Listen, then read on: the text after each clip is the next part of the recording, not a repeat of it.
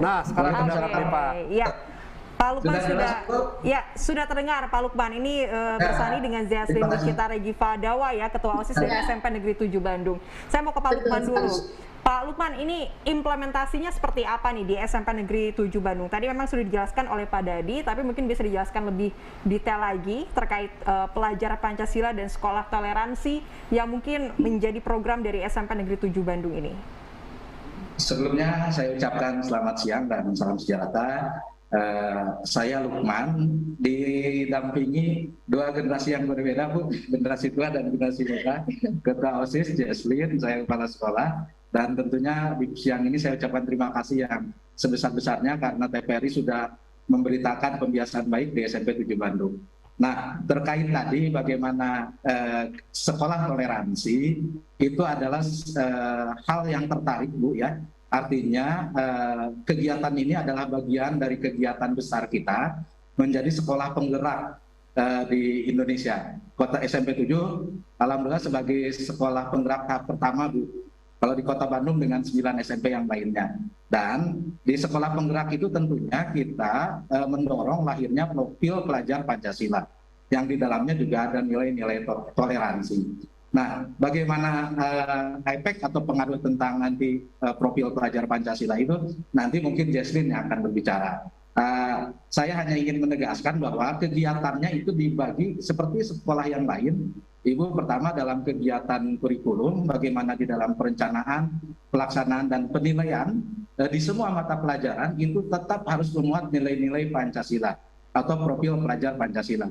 Dan di dalam kegiatan pembiasaan seperti yang disampaikan oleh Pak Dadi, yang alhamdulillah juga beliau adalah pengurus komite kami yang selalu mendukung kegiatan sekolah, ya, itu ada kegiatan pembiasaan yang juga mendorong nilai-nilai profil pelajar Pancasila yang di dalamnya juga ada toleransi.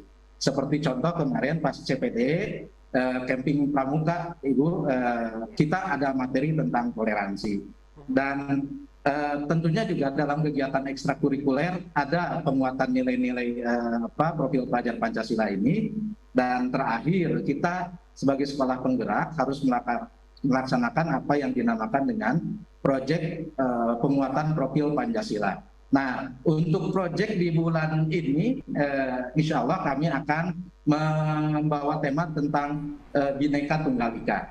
Dan dalam profil Pancasilanya sendiri, kita ada profil Pancasila kedua, yaitu kebinekaan global. Artinya, kita ingin menanamkan bahwa anak-anak kita itu bukan hanya memahami bahwa bagian dari negara Indonesia yang berbeda tapi tetap satu, tapi juga menjadi bagian dari warga dunia yang harus memberikan warna dan pengaruh positif dan baik untuk bukan hanya keluarga, masyarakat, tapi juga dunia.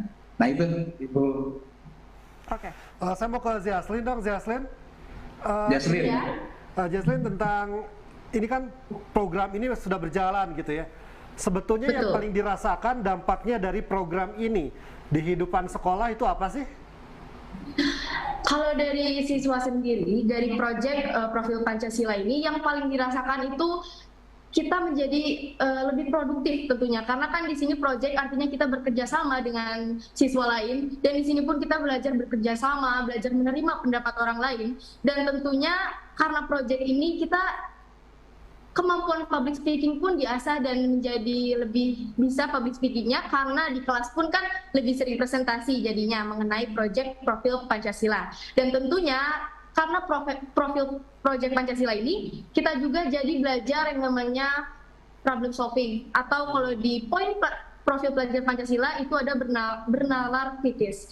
Jadi ketika kita akan membuat sesuatu, akan membuat proyek, namun tidak ada barang yang dibutuhkan, itu kita mencari alternatif lain, dan dari situlah kita belajar problem solving yang tidak hanya satu, namun tentunya banyak. Dan kita juga jadi lebih belajar bertoleransi lagi. Tentunya di SMP 7 juga memiliki pembiasaan sholat duha, namun yang mengingatkan juga ada guru yang beragamanya Kristen, non-Muslim, tapi tetap mengingatkan, bahkan banyak juga yang saling menghargai ketika kita sholat duha, namun ada juga ruangan yang memang non-muslim, mereka juga sedang beribadah seperti itu, dan kita saling menghargai ketika yang duha belum selesai, yang non-muslim menghargai dan sebaliknya, seperti itu. Zeaslin, tambahan dong, sebetulnya toleransi sendiri untuk Zeaslin di sekolah sepenting apa sih? Menurut saya dari yang saya rasakan, penerapan Pancasila yang paling penting di sekolah itu adalah toleransi. Dan saya merasakan itu di SMP 7 dampaknya sangat besar. Karena ketika saya memiliki teman, sahabat, dan adik kelas saya pun banyak yang beragama non-muslim, tapi kita benar-benar jadi melengkapi satu sama lain. Dan itu pun hal yang menjadi penguatan ketika kita bekerja sama. Dan toleransi ini menurut saya sangat penting karena kita memiliki perbedaan namun tetap satu, ya itu Bhinneka Tunggal Ika ya Pak. Calon ketua OSIS. Iya, dan juga kita sedang menjalankan pemilihan calon ketua OSIS baru, dan itu pun calon ketua OSISnya tidak hanya Muslim ya, tapi juga ada yang non-Muslim dan partnernya, wakilnya itu Muslim. Jadi kita sangat-sangat menerapkan toleransi yang tinggi di SMP Negeri 7 Bandung ini. Oke, baik. Saya mau kembali lagi ke Pak Dadi. Pak Dadi mungkin bisa Anda utarakan ini. Sebetulnya apa, kalau kita melihat kondisi anak-anak zaman sekarang gitu ya, apa alasan kuat yang mendukung bahwa para siswa atau murid-murid ini sangat penting untuk bisa menerapkan profil pelajar Pancasila dalam kehidupan sehari-harinya, tidak hanya di lingkungan sekolah saja, tapi mungkin di luar lingkungan sekolah, Pak? Ya, terima kasih.